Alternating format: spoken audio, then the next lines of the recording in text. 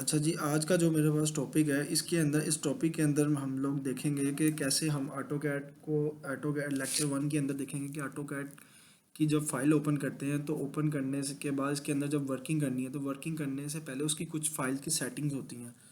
वो settings normally file जब आप ऑटोकैड न्यू इंस्टॉल करते हैं तो वो सेटिंग्स आपके पास एक्टिव नहीं होती, वो ऑन नहीं होती, उनको सॉफ्टवेयर के अंदर जाके एक्टिव करना पड़ता है।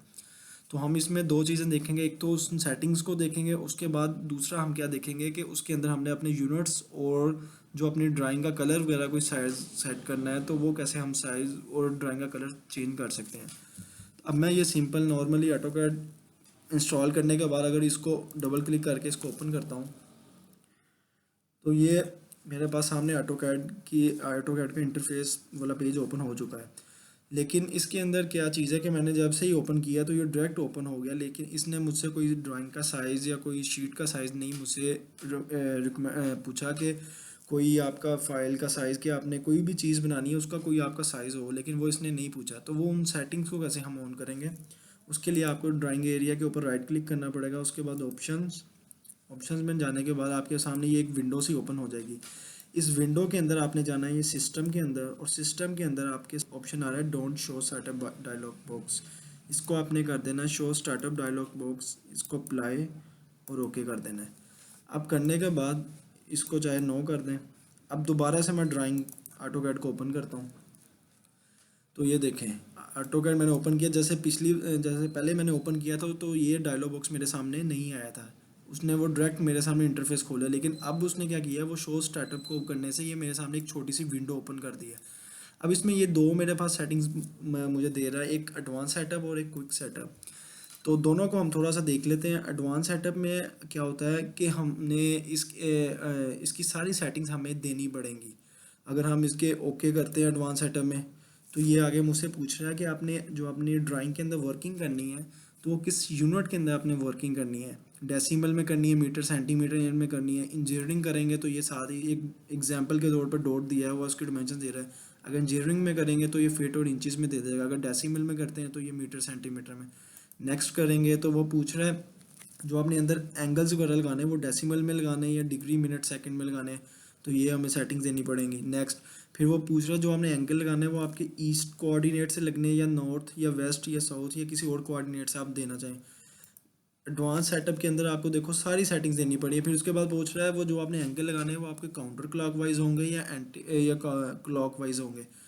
तो ये इसको मैं नेक्स्ट कर देता हूँ। अब यहाँ पे जाके ये फाइनल शीट का साइज़ पूछ रहा है, लेकिन इस चीज़ को भी हम थोड़ा सा देखते हैं। लेकिन इससे पहले हम एक चीज़ देखते हैं कि इसमें एडवांस सेटअप में हम मुझसे क्या किया है, इसने सारी सेटिंग्स मुझसे पूछ रहा है। मैं अगर इसी में बैक जाता हूँ, इसको कैंसिल कर देता हूँ और मैं दोबारा से एक नई शीट ओपन करता हूँ न्यू, तो यहाँ पे ये मेरे सामने विंडो दोबारा ओपन हुई है। अब इसमें एडवांस सेटअप हम देख चुके हैं। अब क्विक सेटअप को मैं देखता हूँ तो क्विक सेटअप के अंदर क्या करेगा, ओके ये मुझसे ड्राइंग का यूनिट पूछ रहा है कि आपने किस यूनिट के अंदर वर्किंग करनी है। अगर डेसिमल में करनी है तो इसको डेसिमल ले लें, अगर इंजीनियरिंग में करनी है तो मैं इंजीनियरिंग में करना चाह रहा हूँ फीट और इंचज़ के अंदर, तो इसको इंजीनियरिंग कर देता हूँ। उसके बाद इसको नेक्स्ट कर दिया। तो अब ये डायरेक्ट ये मुझे शीट के साइज़ के ऊपर ले गया, बीच में जो एंगल्स और जो वो दूसरी नॉर्थ ईस्ट वाली सेटिंग्स और काउंटर क्लॉकवाइज एंगल्स, वो कोई सेटिंग्स नहीं ली। एडवांस और क्विक सेटर में यही डिफरेंस है कि एडवांस में सारी सेटिंग्स हमें खुद देनी पड़ती हैं, जबकि क्विक सेटर में सारी सेटिंग्स वो खुद उठा लेता है। हमें सिर्फ और सिर्फ अपना यूनिट बताना पड़ता है कि मैंने डेसिमल में वर्किंग करनी है या मैट्रिक से इंच या फुट में करनी है। उसके बाद अगला आखिरी ऑप्शन वो आपसे पूछता है कि आपने जिस शीट के ऊपर, जो ये वाली बैक शीट है इसके ऊपर वर्किंग करनी है, इसका साइज़ मुझे बताओ। तो इसका साइज़ जो है वो इसका साइज़ हमने कैसे देना है, कोई भी आपने चीज़ बनानी है तो उस चीज़ का साइज़ से आपने यहाँ पे डबल देना है। फॉर एग्जांपल अगर आपने एक एक आपने टेबल बनाना है तो टेबल की आपके पास विड्थ है फॉर एग्जांपल 20 फीट, तो मैं यहाँ पे जो आपने विड्थ देनी है वो 20 फीट से डबल या ट्रिपल देनी है। तो मेरे पास टेबल का साइज़ 20/10 है, 20 फीट उसकी विड्थ है और 10 फीट उसकी लेंथ है। तो मैं यहाँ 20 की जगह मैं यहाँ पे फिट करूँगा 40 फीट, उसका डबल डालना है। कभी भी पूरे एग्जैक्ट जो आपकी जिस ऑब्जेक्ट पे आपने ड्राइंग करनी है उसके साइज़ के मुताबिक आपने यहाँ पे साइज़ नहीं डालना, वरना ये ड्राइंग के ऊपर ऊपर सारा जूम हो जाएगा और आप इसको जूम या जूम आउट नहीं कर पाओगे। अच्छा मेरे पास टेबल की विड्थ थी 20 फीट, मैंने उसकी जो विड्थ यहाँ पे ड्राइंग शीट में डाली है वो डबल 40 फीट। उसके बाद मेरे पास जो लेंथ है वो टेबल की 10 फीट, तो मैं 10 फीट का डबल क्या होगा मेरे पास 20 फीट कर लेता हूँ। 20 फीट के लिए एक सैम्पल का निशान। उसके बाद इसको फिनिश कर दिया। फिनिश करने के बाद आपने Z इंटर और A इंटर प्रेस कर देना। इससे क्या होगा, जो आपकी ये साइज़ जो आपने ड्राइंग शीट का साइज़ चूज़ किया है 40 बाय आपने 20 किया है, वो एग्जैक्ट हो जाएगा। इससे आपको जूम शीट को जूम या जूम आउट करना आपके लिए ईजी हो जाएगा। तो ये थी सारी हमारी सेटिंग कि आपने ड्राइंग को ओपन करने से पहले, उसके अंदर आने से पहले, जैसे किसी भी चीज़ को कोई सॉफ्टवेयर ओपन करते हैं तो उसके अंदर आने का कोई एक तरीका है कि आपने वो क्या कौन सी शीट बनानी है, कौन सा साइज़ बनाना है। जैसे हम एडोब फोटोशॉप को ओपन करते हैं तो उसमें वो हमसे स्टार्ट में सेटिंग्स पूछा कि इतने बाई इतने का बनाना है, इतने पिक्सल की बनानी है, इतने बाई इतने इंचज़ की बनानी है। इसी तरह ऑटोकैड के अंदर वो हमसे सेटिंग्स पूछता है कि आपने कौन सी यूनिट में वर्किंग करना चाह रहे हो, और आपकी जो शीट है उसका जो शीट जो सा साइज़ पूछता है वो इस शीट का साइज़ पूछ रहा होता है।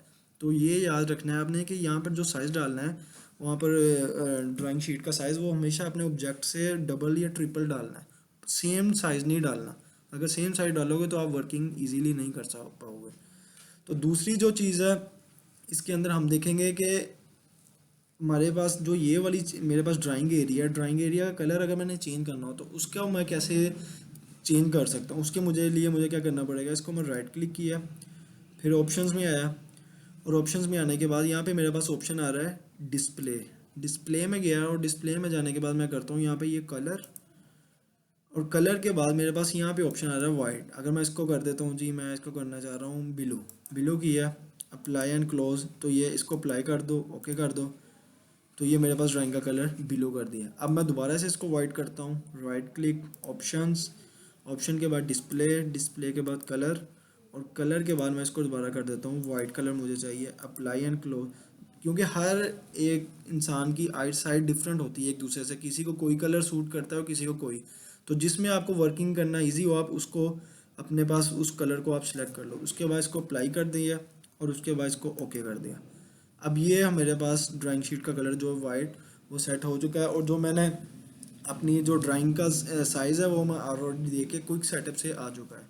तो ये आज का हमारा लेक्चर था। तो इसमें आपने ये चीज़ याद रखनी है कि जब भी ड्राइंग के अंदर आना है, ड्राइंग के अंदर वर्किंग करने से पहले आपने उसकी ड्राइंग शीट का साइज़ देना, यूनिट देने हैं किस यूनिट में वर्किंग करनी है, और सेकंड आपने उसको बताना है कि मैंने जो वर्किंग करनी है यूनिट में उसका जो ये वाली ड्राइंग शीट है उसका साइज़ क्या रखना है।